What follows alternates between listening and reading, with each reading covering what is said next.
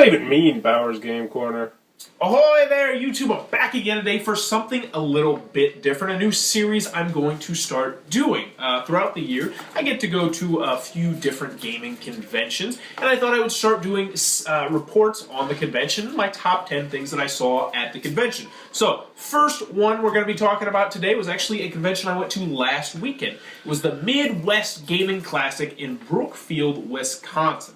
Now, this started actually in 2001 as a Atari Jaguar modding convention, and from there it has since grown to be all about board games, very minimally, video games, pinball games, arcade games, and I want to give you a fair warning that if you are subscribed to my channel, there's not really going to be too much board gaming talk at all in this video because it really focused more on the modding of games and video games and computer games and arcade games, lots of arcade games. So that's what I'm going to be talking about for the most part.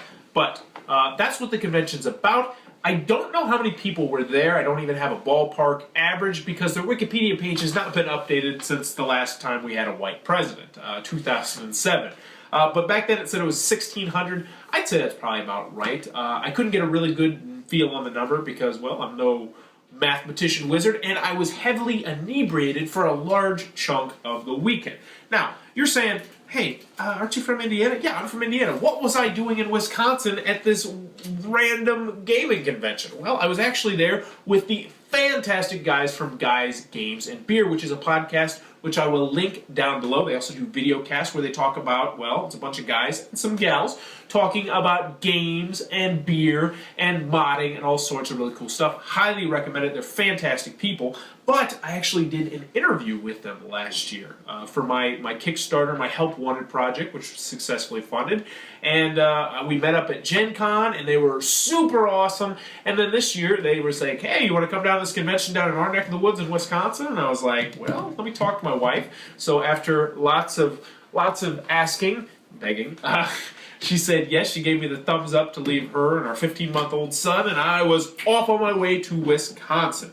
So I'm going to be talking about the top 10 things that I saw at the convention, what I really enjoyed. Now, first and foremost, I want to get to my one thing I didn't enjoy about the convention, which was that they do bill board gaming, but the board gaming is really pretty much non-existent. They do have one gaming store that's there, Gnome Games, who I will say they did a fantastic job. I think it was just them. They were running demos of a whole bunch of different games. I think there was a board game barista too, like a coffee shop, but I'm not quite sure. But there was tons of games to demo and games to buy, and you know, they did a great job for what little space that was available for the board gaming circuit. But moving on to what I did enjoy about the convention, because let me start off by saying I really did have a great time there. We're going to do the honorable mentions. First, my honorable mention is kind of a personal one. We have just got the PDF for my card game that I kickstarted, Help Wanted, and a lot of the guys that were Guys, Game, and Beer backed it, and they finally got to play it. Near final version of it, it's about 99% done, and they loved it. Everybody loved it. It was a lot of fun. We had people walking up and saying, hey, what's this game? And there was even a guy that took a picture of the game and wanted to get it when it came out, so that was great. Fantastic reaction. But moving on to more things about the convention itself. The cosplay contest. Now, I was unfortunately not able to watch it, but I did see tons of people walking around in their costumes. They always look cool, and I always love these kind of contests. I'll get more into later why I missed it, partially because I was very, very drunk, as I mentioned, but also partially because I was doing something tricky, which is later on the list. Haha, I gotta stick around for that one. The last honorable mention I want to talk about is helping run the Guys, Game, and Beer room, and also the people in Guys, Game, and Beer. I'm going to give you essentially how the convention was breakdown. It was in a hotel, and when you walked into the hotel, there was a big board gaming area where there was just tons of board games to buy and to play, and that was about the last of the board games you were going to see. But then the ground floor of the hotel was pretty much just devoted to rooms that were run by various different either vendors or different podcasts or video casts or different people who were doing various different stuff, selling artwork, all sorts of different stuff. And Guys, Game, and Beer, the podcast, had rented out a room. It was a very, very tiny room, but let me assure you, that room was popping, and it was so much fun helping them run the room. Hopefully we're going to be able to put in a bunch of pictures and stuff, but the room was just full of stuff. There was probably about 10 TV screens and computer monitors lined up to try various different systems and different games, ranging from like the Amiga to we had a Nintendo 64, a whole bunch of different stuff just in their room. We had a giant Fix-It Felix arcade machine, which was super cool, and of course the coup de grace. We had 3 Oculus Rifts running. If you don't know what an Oculus Rift is, I'm going to be talking about it in my list, so don't worry. It's a virtual reality system. But I had a blast helping them run the room. The people were awesome. There was just mountains of booze. We had the entire tub filled up with booze. It was a crazy, fun, awesome, rambunctious weekend. There was a whole bunch of rooms like that, and then there was a giant tent. There was like the back door of the hotel, and then there was a giant tent on the outside that was the vendor hall. The vendor hall probably had, I don't know, maybe 200 parking spots, 100 to 200 parking spots taken up. It was huge. It was gigantic. It'd probably take a couple minutes to walk from one end to the other. We're not talking like as big as like a Gen Con or anything like that, obviously, but it was very, very big, and they were selling tons of different stuff. Also on the ground floor, there was a bar/restaurant, which I didn't eat at, but it smelled delicious. There was a huge... You know what? I'm getting ahead of myself. How about I get to the list? Because everything else I'm going to talk to you about, I'm talking about on the list. So, my number 10 thing at the Midwest Gaming Classic, or MGC as I'm going to call it from this point on, was the Oculus Rift for the very first time when I got there Friday evening. Now, if you don't know what the Oculus Rift is, it is a virtual reality system. It's strapped to your head. It's got like vibration. There's some where you can actually run on it and stuff, but this one was just one that had... you had headphones on, and you had the Oculus Rift thing on your eyes, and you had like a little rumble pack, and I did something that was like outer space in a roller coaster. And let me tell you, it was absolutely amazing. It was fantastic. It was spectacular. It's a moment I'll remember for the rest of my life because I said, this is technology. I remember playing my uncle's Atari 2600, playing that, and this is what gaming is going to be. Just a heads up, Microsoft, Nintendo, Sony, I think Oculus Rift actually got bought by Facebook, Apple, whatever company decides to make a console, if you can make these for cheap, cut out the TV completely, you will win the next console war because the technology is absolutely spectacular. It is just mind-bogglingly amazing. If you've not tried one out, I highly recommend going somewhere where you can try it just to say you've done it because it was really kind of cool. Really pretty cool. Moving on to number 9. This one is one that I normally would not care about, but as I'm getting older, I've got a 1-year-old son, I'm married now, I really enjoyed the family friendliness of this convention, of MGC, but not too much. And I'll get into what I mean there. It was very family friendly. Aside from, there was zombie games being played here and there, and first-person shooters and all that kind of stuff, and just tons of people drinking, and there was a particular room that was, pretty much everybody in it was belligerently drunk. That'd be our room. But it was still family friendly. I mean, there was still just tons of stuff for families to do. They actually have a family day on Sunday, which is really where this kind of struck me, because they had a giant hall full of arcade games, which is lower down on my list, but I just saw tons of families together playing pinball and playing old school arcade games and playing like Nintendo 64, and there was some even playing like Atari in different parts, and it was just like bringing these generations together, and it was just a beautiful thing. And I really did enjoy the family friendliness of this convention. I would, without a doubt, take my son there when he gets to be about 4, and I do plan on doing that. But when I say it's not too much family friendly, I was not ever frowned upon for being clearly drunk. I mean, I was drunk. I was helping out the booth by saying, hey, come on down, check out our room, we got this and that, go down to the screen, go down to the Mario Kart, it's awesome, man. And I heard people cursing and whatnot, but it was never, it's kind of hard to explain. It was family friendly, but at the same time, it was not too family friendly that it was like a baseball game, No one was going to look at you the wrong way if you were drunk or whatnot, and I really did appreciate that. So, number 8 was the vendor hall. I mentioned a little bit earlier the giant tent. It was fantastic. Now, unfortunately, I was on a very strict budget. I want to say for my wife, but you know what? It's just me being a responsible adult. that I was only going to spend about $30 there because, the stuff, I don't really need any of the stuff I wanted to. So obviously, me being me, I decided, I'm probably going to buy a board game. And I was like, you know what? I always buy board games. I'm not going to buy a board game. I'm going to buy something completely different. So I waited until Sunday, because it was a 2-day convention on Saturday and Sunday. And I went into the vendor hall on Sunday, and I was like, what can spruce up my man cave? I ended up getting some stickers, because I got a big sticker display going on. And I actually I got a crazy good deal on a Game Boy Color and a bunch of retro Game Boy games. I got Tetris, Super Mario Land, Castlevania. I got Mortal Kombat, which, let me tell you, is terrible on Game Boy. It was great when I was a kid, but it's terrible now. But I got a great deal on it. Now, as for what I wanted to buy, my dream purchase, oh, so dreamy, was actually not in the vendor hall. It was in one of those rooms I talked about on the ground floor where people were selling various different stuff. And it was a 60-in-1 arcade cabinet, but it was a mini arcade cabinet. It was probably, about this big. The screen maybe was about that big, so you could set it on a table, and it had 2 controls, and it played. It had all sorts of different games, like the original,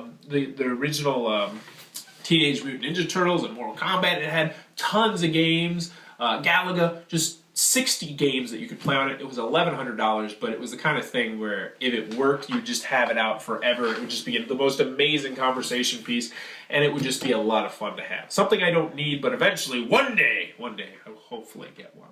And that would be my dream purchase. Now, moving on to number 7, I'm going to lump number 7 and number 6 together. First, number 7 was another sappy thing. It was a wedding proposal from one of the Guys, Games, and Beer guys to one of the Guys, Games, and Beer gals. They were a couple, but it was a really cool wedding proposal. So, part of the reason why I missed the costume contest, aside from being drunk, was that I was helping to keep lookout for the bride-to-be, because she was actually in the costume contest. We were straightening up the room, getting everybody out, because everybody's like, can we do the Oculus Rift still? We got to close it down, We were getting everything set up, the camera set up, we were getting the Fix-It Felix machine set up, because how he proposed was, he had another guy from the group mod the Fix-It Felix machine, so that the Fix-It Felix machine, after you beat the first level, you'd have, Wreck-It Ralph go up there and propose. It was really cool.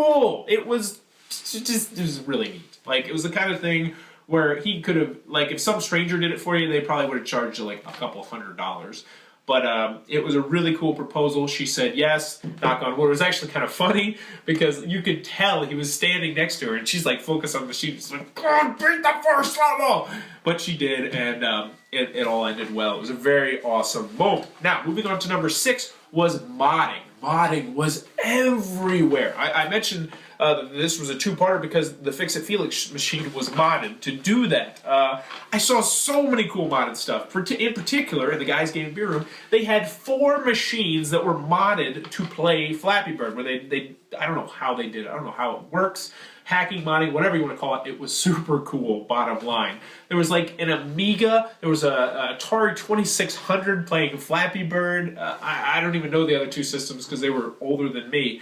But it was really cool. I saw a whole bunch of really cool modded stuff. In particular, the ones that I really wanted. There was an Xbox that was just modded to the teeth with everything. There was 10,000 games on this thing, from Game Boy to Nintendo 64 to PlayStation to everything you could possibly imagine before the Xbox. It was super cool. And then the PSP, oh my goodness, I wanted it so bad. There was a PSP that was on display that literally was about the same way as the Xbox, except it was portable. It was just fantastic. I thought it was kind of funny, though, because it actually couldn't play PSP games because he'd had to take that mechanism out to fit everything else in. But it was really super cool. So, moving on to number 5. I went from the modding, now I'm going to the video games, as far as the eye can see.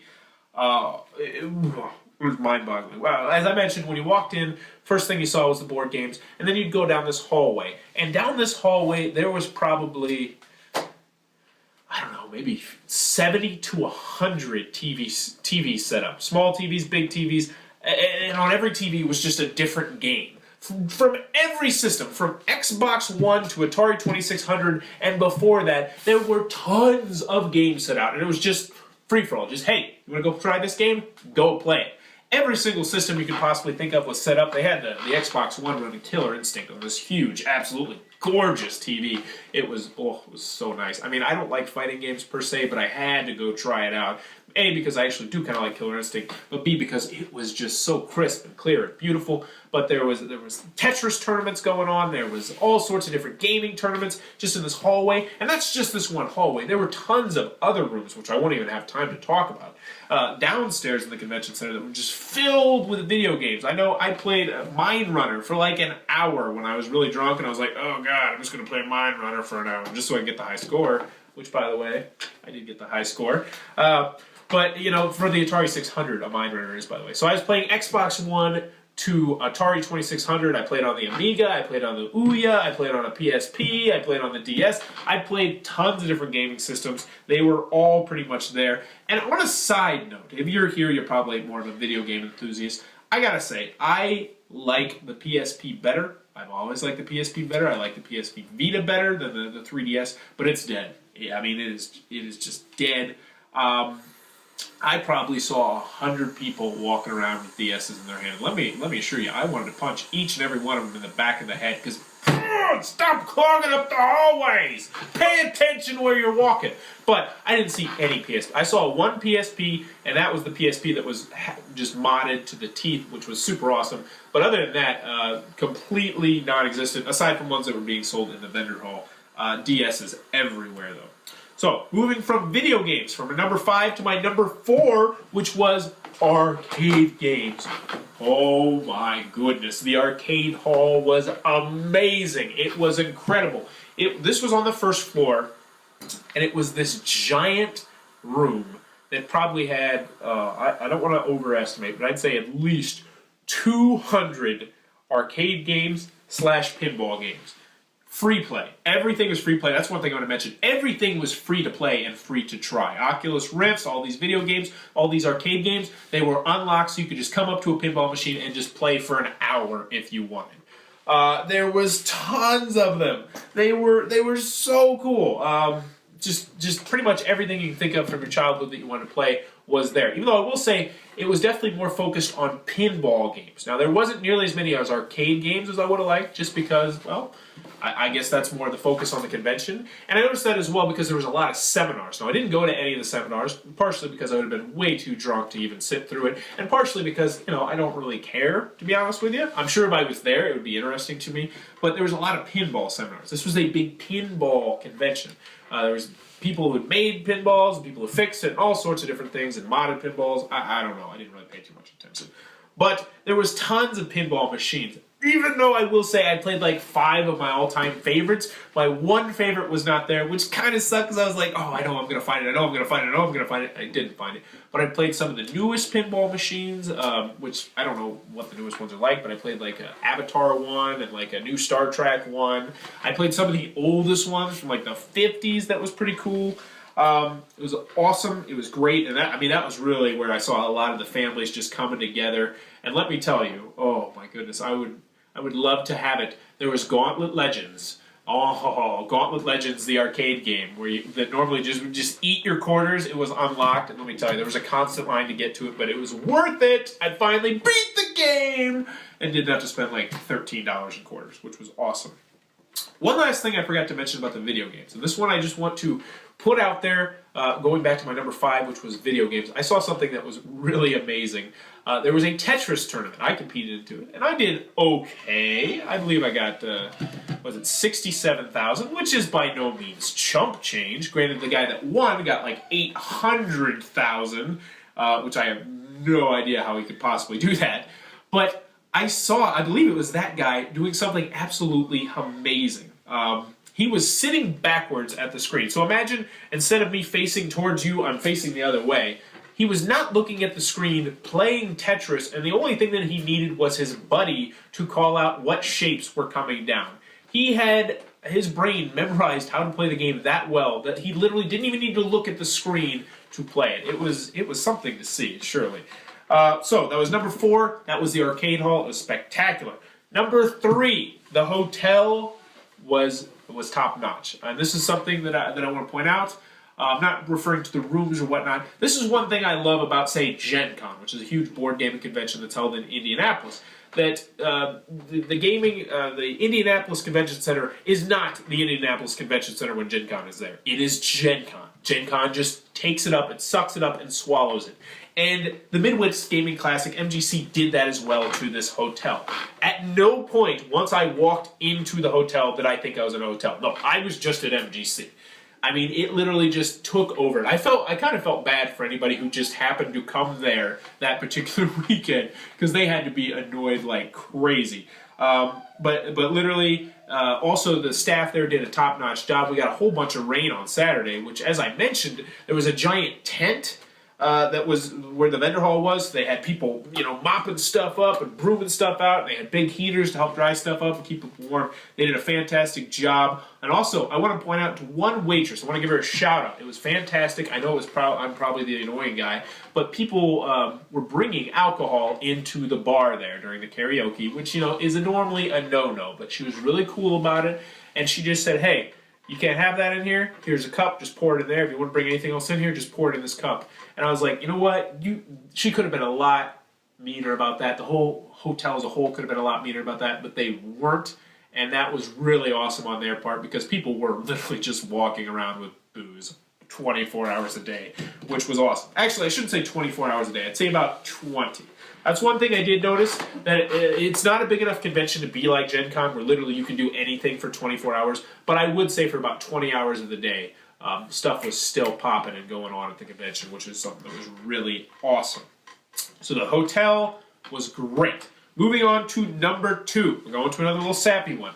There was one relative of the Buys Game and Beer guy who had special needs. I don't know exactly what it was. I didn't ask because it really isn't my place. But he was wheelchair bound, and he could not communicate. He was screaming. He couldn't really use his hands too much. He had to have diaper change, that sort of thing. So if you know what that might be, there you go. But they hooked him up to the Oculus Rift, and when he got into the room, he was just screaming and kind of yelling, not like crazy screaming, just like yelling. And they put on the Oculus Rift because he would never be able to ride a roller coaster because there'd be just too much jerking and motion and whatnot. And he got to ride a roller coaster. And there's probably, maybe 7, 8, 10 people in the room. I don't think, now I'm not going to say there wasn't a dry eye, but there was not puffy eye. Everybody was getting puffy. It was a beautiful thing to see. He was registering what he was doing. There's this part where this cannonball comes after you, kind of like Indiana Jones, and he was trying to look back to see it. And it was just absolutely beautiful thing. It made me appreciate the technology so much, that we're living in this age that, he's never going to be able to ride a roller coaster, but he did. He had the rumble pack on. He could see everything. It was really a beautiful thing, and I'm kind of getting choked up a little bit just thinking about it, because it was a really, really awesome moment. Now, that sounds like it should be my number 1 moment, because it was a beautiful moment, but I was debating this. I was like, do I put that number 2 or do I put this number 1? And I had to go with my number 1 as my number 1. This will be the 3rd time the Oculus Rift is on the list if you're counting. My number 1 moment at the Midwest Gaming Classic was quite possibly the coolest gaming moment I might have ever had. My favorite game as a child growing up was The Legend of Zelda for the original Nintendo. It was my all-time favorite. Nothing even comes close. Team Fortress Classic, the original, is probably the next closest. But the original Legend of Zelda, I played the snot out of that. I probably beat the thing at least 30 times. I loved it. It helped me really get into gaming, video gaming, which I eventually kind of fell out of. But back then, I was all about that game. And what they had on display in one of the rooms on one of the Oculus Rifts was The Legend of Zelda. Now, it wasn't the full game, but it was the first castle or so. The first part where you start off and you get your sword, and then you go to the first dungeon or whatever. And I strapped it on, not exactly knowing what to expect. It was like, that's a 2D game. How's this going to work? But it was quite possibly the coolest thing that I have ever seen. Like, I'm getting giddy just thinking about it. It was literally you in the first-person perspective of Link. Like, it turned Zelda from the game, just this little kind of light role-playing game, into a terrifying, first-person game, a first-person survival game. It totally flipped the game on its head. Like normally, you'd be just looking top down, you'd be doing your little sword thing, like ching, ching. But in this one, the monsters are huge. Like, you don't notice it when you're just playing the game normally, but the monsters are about the size that you are, and when you're playing first-person perspective, they are huge, and you're like, oh my god, there's monsters, and all you got is this stupid little sword that's about as long as your arm, and you're like, ah, ah, and I was running around, and it was scary, and then you got those giant spiders that leap at you, and I was like, oh my god, there's spiders, and like, everybody was laughing at me apparently, but I don't care. This was my freak-out 12-year-old boy moment of the convention. I thought it was so cool. You got like, but it's like the beeping sound. Like, if you ever remember, if you got down to like less than one heart, it would go beep, beep, beep, beep, beep, and that was like your sound to be like, oh crap, I'm gonna get a heart. But when you are literally in first person, you're like, oh my god, I'm gonna die, I'm gonna die, I'm gonna die. And then there's like the guys that pop out of the water and they shoot fireballs at you, and there's other things shooting fireballs at you. And I was running in this big thing, and it was like fireball, fireball. I was like, oh my god, no! It was amazing. It was my favorite gaming moment that I think I've ever had in my life. All because of the Oculus Rift. I can't afford one, but I now want an Oculus Rift just so I can play this Legend of Zelda when it comes out. Now, I don't think it's an official thing. I think it's just something that you download. But needless to say, as you can tell from my excitement, which is, 2 or 3 days later, it was fantastic. It was awesome. It was super cool. And that is my number one moment of the Midwest Gaming Classic. Overall, if you couldn't tell, it was an awesome convention that I highly recommend if you are anywhere near Wisconsin checking out. Now, it's not necessarily a board gaming convention, but if you're into gaming or technology or computers or just trying out really cool stuff, I highly recommend it. Also, I want to give one last shout out. If you like podcasts, you listen to podcasts or videocasts, check out the Guys Game and Beer podcast. I'm linking it down below. They are fantastic, awesome guys. Give them a subscribe. Give me a subscribe if you enjoy this channel or if you enjoy this video. As always, thank you for your time, YouTube.